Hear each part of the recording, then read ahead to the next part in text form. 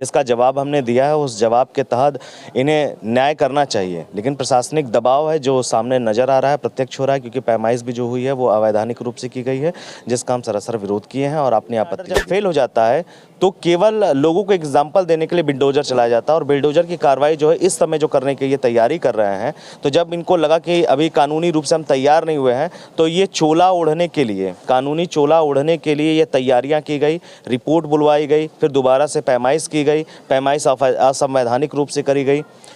इस चोले को ओढ़ करके एक निर्दोष की हत्या करना बनाया जा रहा है उन्हें, या कोई विशेष वर्ग उनको जो है ये पदवी दे रहा है। ऐसी पदवी उनके पास नहीं है और ना ही किसी न्यायालय ने उनको ऐसे आपराधिक कृत्य में पाया है। कोई मुकदमा उनके खिलाफ ऐसा नहीं था, कोई ऐसा मुकदमा भूमाफिया से रिलेटेड नहीं है उनके पास में, और यदि किसी कोर्ट ने साबित किया हो तो वो प्रत्यक्ष। देवरिया में गोपीनाथ यादव लड़ रहे हैं जो कि प्रेमचंद यादव की फैमिली के वकील हैं और उनके घर पर बुलडोजर की कार्रवाई ना हो इसके लिए तमाम जो कागज पत्र है वो तैयार कर रहे हैं। वकील साहब, ये जो कागज पत्र आप बना रहे हैं, क्या लगता है कि आप घर बचा ले जाएंगे प्रेमचंद यादव का?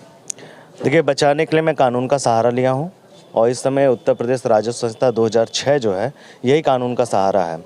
इवन इसके साथ ही साथ जितने भी प्रेसिडेंट पारित होते हैं, प्रेसिडेंट का मतलब होता है किसी उच्च न्यायालय से द्वारा पारित जजमेंट जो कभी खारिज ना हुआ हो, उन प्रेसिडेंटों का सहारा लेकर के हम आगे बढ़ रहे हैं।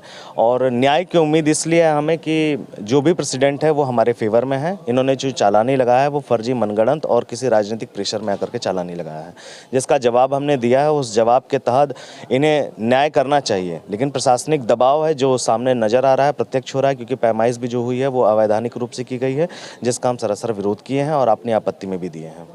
2 बार हमने देखा कि उनके घर की नपाई हुई है। पहली बार में क्या नहीं नाप पाए थे, दोबारा फिर तमाम जो अधिकारी कर्मचारी नापने आए थे और जिस तरह से नपाई कर रहे थे वो वीडियो वायरल हुआ था, आप उसमें उनसे काफ़ी जिरह करते हुए नजर आए थे। देखिए, जो रिपोर्ट आई थी पहले, जिसका सीमांकन जो है जो उन्होंने अपनी रिपोर्ट भेजा है RC प्रपत्र 19 जो लेखपाल द्वारा भेजा गया था, वो भेजा गया है कब, जब ये हत्या हो गई उसके बाद। इतनी जल्दी आज से 50 वर्ष पूर्व वो मकान बनी है। 50 वर्षों तक किसी लेखपाल कानूनगो को नापी के दौरान ये नहीं पाया गया कि वो खलिहान की ज़मीन है या नवीन परती है या वन की ज़मीन है। उनके द्वारा नहीं नापा गया, केवल एक हत्या हो जाने के कारण, ये नरसंहार देखने के कारण जो प्रशासन है वो अपने लॉ एंड आर्डर को जो वो मेंटेन नहीं कर पाए हैं। लॉ एंड आर्डर जब फेल हो जाता है तो केवल लोगों को एग्जाम्पल देने के लिए बिल्डोजर चलाया जाता है और बिल्डोजर की कार्रवाई जो है इस समय जो करने के लिए तैयारी कर रहे हैं, तो जब इनको लगा कि अभी कानूनी रूप से हम तैयार नहीं हुए हैं तो ये चोला ओढ़ने के लिए, कानूनी चोला ओढ़ने के लिए ये तैयारियां की गई, रिपोर्ट बुलवाई गई, फिर दोबारा से पैमाइश की गई, पैमाइश असंवैधानिक रूप से करी गई। इस चोले को ओढ़ करके एक निर्दोष की हत्या करना चाहते हैं। अगर इन्हें असल पैमाइश करना हो तो वो नियम संगत रूप से राजस्व संहिता 2006 की धारा 20, जहां सीमा चिन्हों का और सीमा का निर्धारण किया जाना है, उसमें स्पष्ट रूप से दिया है कि सीमा घोतक चिन्हों से ही जो है सीमांकन किया जाना है। सीमा का निर्धारण होना कब है, जब फसल न लगी हो, खेत खाली हो और कड़ियों को लेकर के चलें। ये पहले दिन से ही तमाम जो मीडिया है, जातिवादी मीडिया, उस जातिवादी मीडिया ने ये आरोप लगा दिया नेक्स्ट डे ही कि आपके जो क्लाइंट थे वो भूमाफिया थे। किस तरह की भूमाफियागिरी करते थे वो? देखिए, मेरे क्लाइंट जो है वो राम भवन यादव जी हैं। उनके भाई प्रेम यादव की हम बात कर रहे हैं, ठीक है? हाँ, ठीक है। में बेटे हैं। तो प्रेम यादव को अगर ये भूमाफिया कहना चाहते हैं तो भूमाफिया किसी न्यायालय द्वारा इन्हें ये शब्द नहीं मिला है। ये मनगढ़ंत रूप से भूमाफिया बनाया जा रहा है उन्हें, या कोई विशेष वर्ग उनको जो है ये पदवी दे रहा है। ऐसी पदवी उनके पास नहीं है और ना ही किसी न्यायालय ने उनको ऐसे आपराधिक कृत्य में पाया है। कोई मुकदमा उनके खिलाफ ऐसा नहीं था, कोई ऐसा मुकदमा भूमाफिया से रिलेटेड नहीं है उनके पास में, और यदि किसी कोर्ट ने साबित किया हो तो वो प्रत्यक्ष दिखा दे तो वो भूमाफिया कहला सकते हैं। आप इतने दिन से पूरी प्रक्रिया में जुड़े हुए हैं, क्या लग रहा है कि बुलडोजर की कार्रवाई होगी या नहीं होगी? देखिए, बिल्डोजर की कार्रवाई अगर प्रक्रिया का उल्लंघन करके किया जाता है तो ये किसी निर्मम की हत्या है, और हत्या जो है वो अपने लॉ एंड आर्डर को मेंटेन न कर पाने का जो है एक सिंपल सा उदाहरण वो दे रहे हैं। और अपने इस पूरे प्रदेश के अंदर में जब लॉ एंड आर्डर मेंटेन नहीं कर पाते हैं तो वो किसी न किसी निर्दोष के मकान को गिरा करके ये दिखाना चाहते हैं कि मैं जो है लॉ एंड आर्डर मेंटेन करके रखूँ। ऐसा नहीं है। प्रदेश में बहुत सारी चीज़ें घट रही है और ये जितना कार्रवाई कर रहे हैं सब असंवैधानिक, अवैधानिक रूप से किया जा रहा है, जिसमें राजस्व संहिता 2006 का सरासर उल्लंघन किया जा रहा है।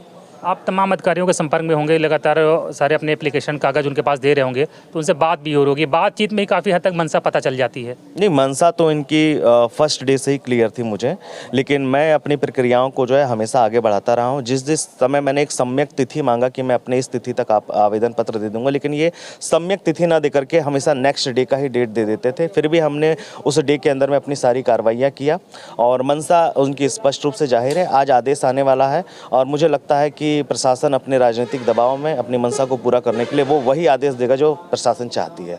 लेकिन कानून कहता है कि मेरे पास 30 दिनों का समय है अपील करने के लिए, और जब तक 30 दिन बीत नहीं जाते हैं, यदि मैं अपील कर देता हूं तो अपीलीय कोर्ट का जजमेंट जब तक नहीं आ जाता है तब तक ये जजमेंट फाइनल नहीं होगा। इसलिए इनको 30 दिनों का इंतजार करना चाहिए कानूनतः, लेकिन ऐसा नहीं करते हैं तो इसका मतलब है वो कानून का सरासर उल्लंघन करते हैं और ये कानून खुद नहीं मानते हैं। ये दूसरों को कानून सिखाना चाहते हैं कि आप कानून के दायरे में रहिए, लेकिन ये कानून मानते नहीं हैं। हमने बुलडोजर का अगर हम इतिहास देखें तो प्रशासन ने किसी भी ज़िले में, मुझे नहीं लगता है कि किसी व्यक्ति को इतना समय दिया हो कि वो किसी ऊपरी अदालत में जाके अपील कर पाए प्रशासन के खिलाफ। देखिए, राजनीति की कैसे जाती है? राजनीति का मतलब है किसी भी असंवैधानिक तत्वों को यदि उनके कार्यकाल में पनप रहे हैं, बढ़ रहा है और अत्याचार बढ़ रहा है, तो कुछ न कुछ मुद्दे को हटाने के लिए, देखिए अब प्रेमचंद की हत्या के दोषियों के बारे में नहीं बात हो रही है, अब बात हो रही है कि उसका मकान गिरेगा या नहीं गिरेगा।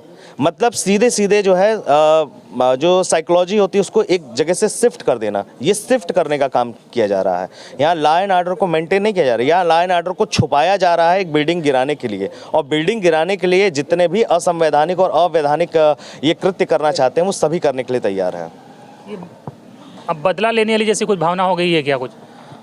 देखिए, राज्य सरकार बदला नहीं लेती है, लेकिन हाँ, अगर प्रशासन चाहे तो लोगों का जो दबाव होता है, विशेष वर्गों का दबाव, वो लेकर के उनके मकसद को पूरा कर देगी कि वो वर्ग हमसे टूटे और बिछड़े ना। क्या लगता है कि अभी कितने दिन वो फैमिली जो है वहाँ आपको लगता है रह पाएगी अब घर में?